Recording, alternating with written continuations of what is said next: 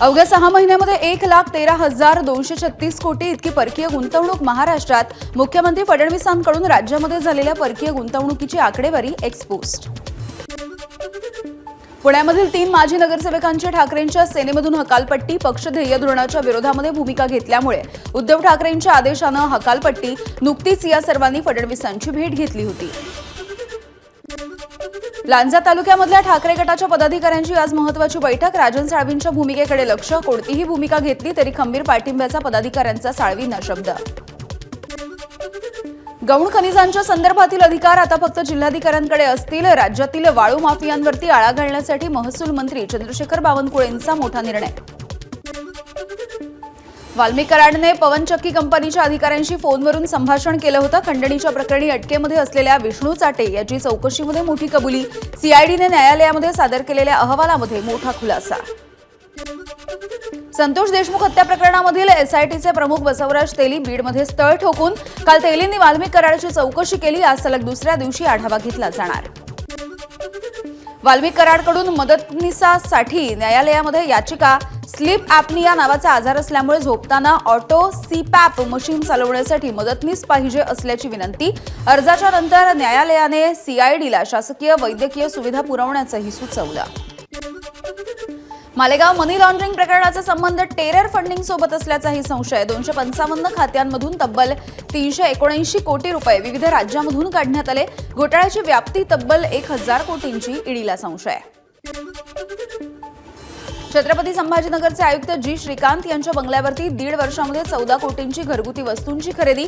आमदार प्रशांत बंब यांनी केली उघड माहिती। यावरती आयुक्तांचं चौकशीचं आश्वासन।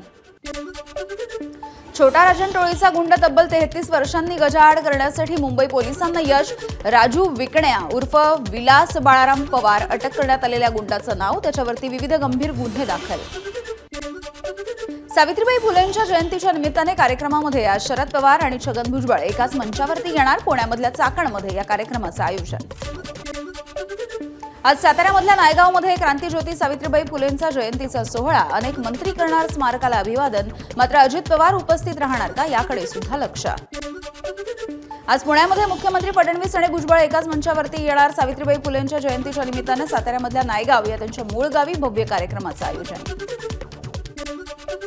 सावित्रीबाई फुलेंचा जन्म झाला त्या नायगावमधल्या वाड्याचा जीर्णोद्धार। 19व्या शतकामध्ये जशी वाड्याची रचना होती तशा स्वरूपामध्ये वाडा पुन्हा एकदा उभा केला जाणार। शिर्डी विमानतळावरून लवकरच नाईट लँडिंगची सुविधाही सुरू होणार। सोलापूर मुंबई विमानसेवा सुद्धा लवकरच सुरू होईल। साईंच्या दर्शनाच्या नंतर मंत्री मुरलीधर मोहोळ यांची माहिती आहे। मंत्री भरत गोगावले आज पदभार स्वीकारतील। गोगावले यांच्याकडे रोजगार हमी योजना आणि फलोत्पादन हे खातं। मुंबई महानगरपालिकेचा 4 कंत्राटदारांसह गुणवत्ता व्यवस्थापन एजन्सी आणि उपअभियंत्यांना दणका। सिमेंट कॉन्क्रीट केलेल्या रस्त्यांवरती खड्डे पडल्यामुळे पालिकेकडून 3 कोटी 4 लाख रुपयांचा दंड। मुंबईतील हवेच्या दर्जामध्ये सुधारणा। मुंबईमध्ये सरासरी AQI 119 वर। महानगरपालिकेनं नियमांची काटेकोरपणे अंमलबजावणी केल्यामुळे प्रदूषण कमी होण्यासाठी मदत। पश्चिम रेल्वेकडून प्रवाशांच्या सोयीसाठी 11 नवीन गाड्या। मुंबई सेंट्रल ते अहमदाबाद वंदे भारत एक्सप्रेस। अहमदाबाद ते Bhuj Namo Bharat rapid rail. Bandra terminus ते वेरावल एक्सप्रेसचाही समावेश। सीबीएसईचा मानसशास्त्र आणि LLBच्या अभ्यासक्रमासाठीची सीईटीची परीक्षा एकाच दिवशी होणार। सीईटी परीक्षेच्या तारखेमध्ये बदल। सुधारित तारखा लवकरच जाहीर केल्या जाणार। कल्याण डोंबिवलीसाठी अमृत योजनेच्या अंतर्गत 357 कोटींच्या पाणीपुरवठा योजनेला उपमुख्यमंत्री शिंदे यांच्याकडून मान्यता। यामुळे नव्यानं समाविष्ट 27 गावांना सुरळीत पाणीपुरवठा होण्यासाठी मदत।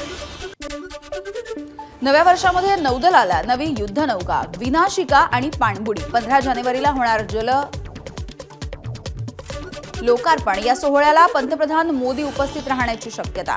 गाडी चालवताना वाहतूक पोलिसांनी अडवल्यास तुम्हाला आता डिजिटल कागदपत्र दाखवता येऊ शकणार। वाहतूक विभागाचे प्रमुख अनिल कुंभारे यांनी त्या संदर्भामध्ये लेखी आदेशही जारी केले आहेत।